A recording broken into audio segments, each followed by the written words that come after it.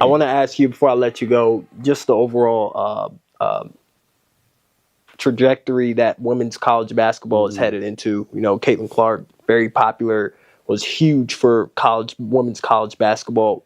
I want to ask you, Coach Brooks, what does the future look like for women's college basketball? What do you have to say about that? I know you're huge on pushing the game forward. What are your plans in terms of continuing to do that? Love this question because I think I answer it in a way that surprises some people. I think we have the responsibility to continue the growth of women's basketball because of the time we're in. You know, we put ourselves in position. We put ourselves on a stage where, okay, now the people are watching. All right. So now it's our responsibility to make people want to continue to watch, make new people want to watch. And I think you do that by continuing to grow the game by implementing new rules. You know, like, I don't think anybody wants to turn on a TV and watch a slugfest. I think people want to watch, the game and how beautiful it can be. Exactly. They want to see the showcasing of a Caitlin Clark. Talent. Talent and not just see her go out there and get beat up. And I think that it's not the responsibility of the coaches. It's not the responsibility of the referees. It's the responsibility of the rule makers. You look at what the NBA was and what it was becoming when the games were 78 to 74. Yeah, I see what you're saying. When people were going to the rack and they were getting clobbered, people stopped watching. Yeah. Then they implemented rules that favored the offense. Favored the offense.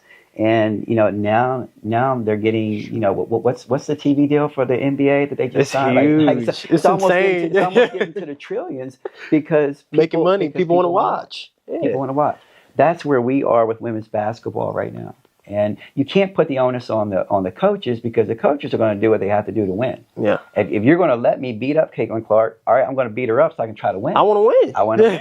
But if the rules don't allow that, then the game is you're going to be able to see Caitlin Clark in all her glory. I saw it. We played them last year, and how was that? She dropped 44 on us.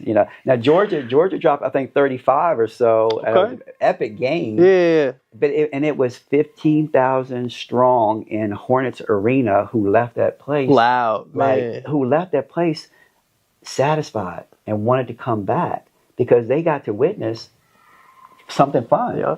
It wasn't just run around and beat each other up, and it was a 52 to 53 game.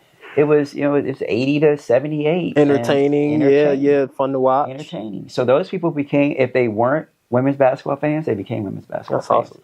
And I think it's we share that onus, and we got to continue to grow the game because the athleticism, the level of athleticism with these young women, it's through the roof. Yeah. The things that they can do. Through the roof. Yeah, and it'll continue to grow as well because get more athletic. Yeah. Because we're allowing it. Like you look at Georgia Amore, for instance. She can do anything that a male can do except for dunk.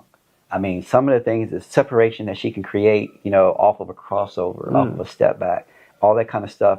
It makes you go, ooh, ah. There you go. And you want to be able to watch that, and that's what people want to watch. Yeah, put on the show. Put on the show.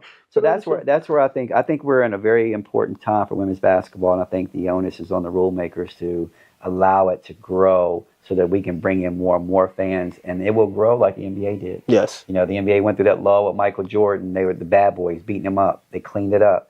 And then we went through another stage where they were beating them up again. They cleaned it up. Now everybody wants to watch. I love it, man.